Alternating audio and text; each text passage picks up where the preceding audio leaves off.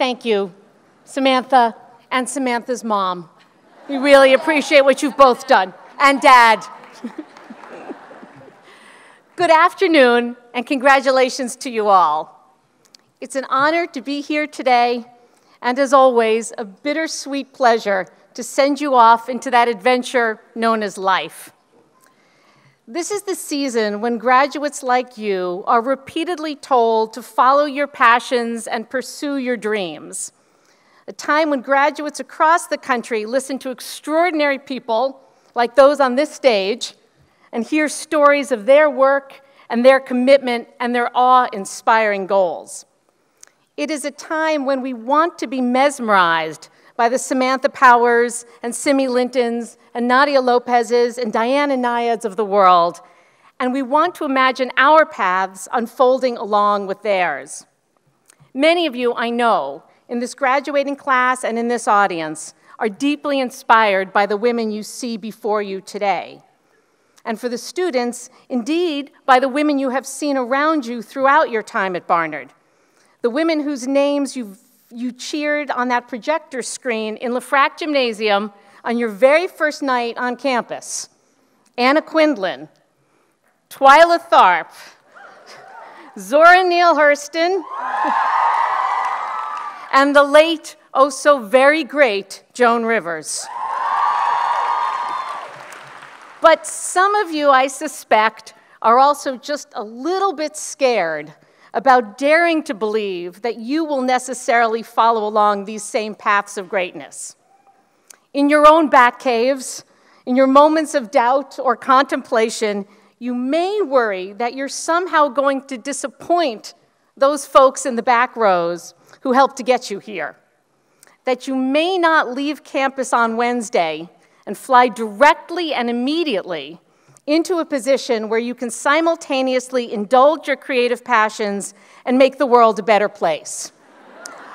And I want to tell you this afternoon that that's okay.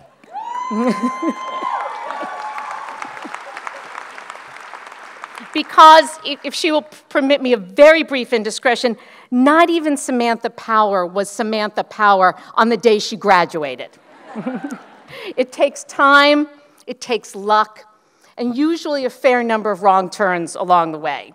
And sometimes that magic you dreamt of never quite happens in the way you imagined, and that's okay too. Many years ago, I got into an argument with one of my closest friends. We were both very young at the time, energetic and idealistic, and we were trying to figure out how we could best use our talents to change the world. My friend argued for an all-encompassing, no-holds-barred approach.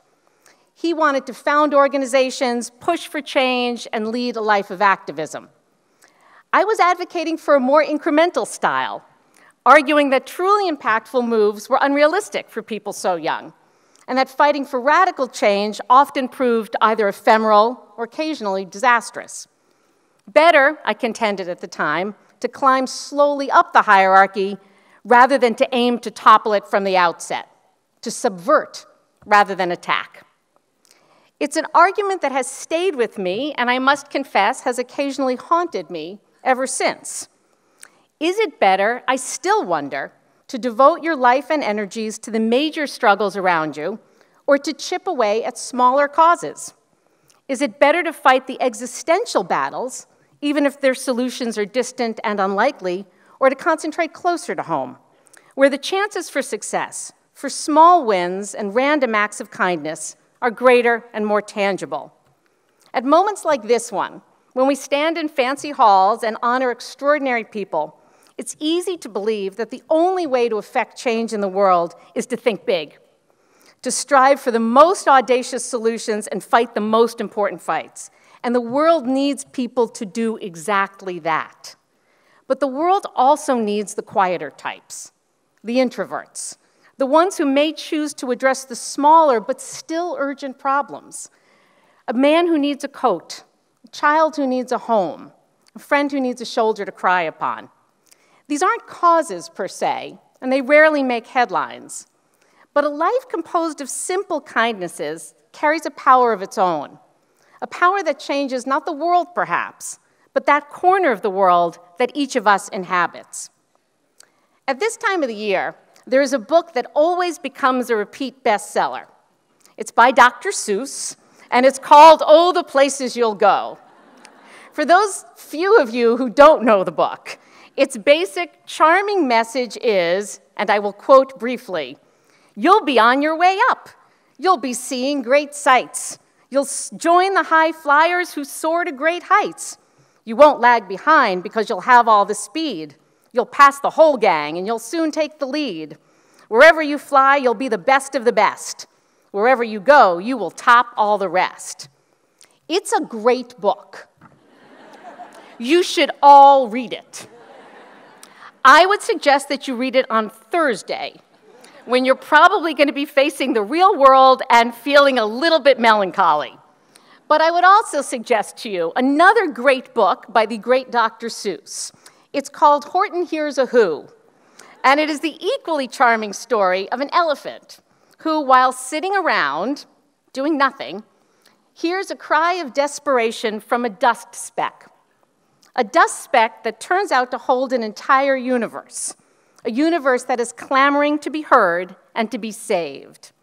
Now, there is a grandeur, no doubt, in contemplating at this moment the biggest dreams you have, of imagining all the places you'll go and all the wonders you'll create. But there is a grace as well in thinking on a more humble scale and of remembering Horton, the elephant who saved a world by listening to a whisper. Over the past 4 years, it's been my pleasure to get to know many of you, and I know from experience and history and reputation that greatness awaits you all. But you should know and remember that greatness comes in many forms and sizes. As you go out into a world full of both beauty and injustice, some of you will lead the protests, and some of you will follow. Some of you will support causes with your blood and sweat and tears, and some of you, more quietly, with less fanfare, will host a fundraiser or write a book or take the time to listen and to learn about a cause that may initially be foreign to you. All of these kindnesses, big and small, matter.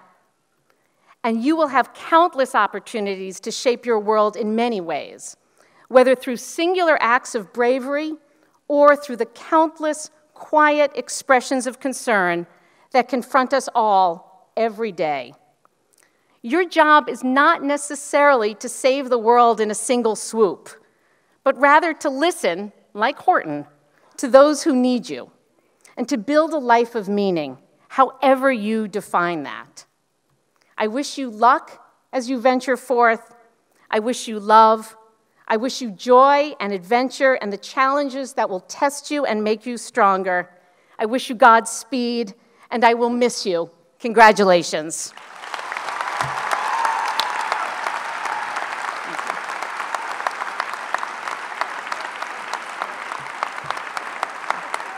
Thank you.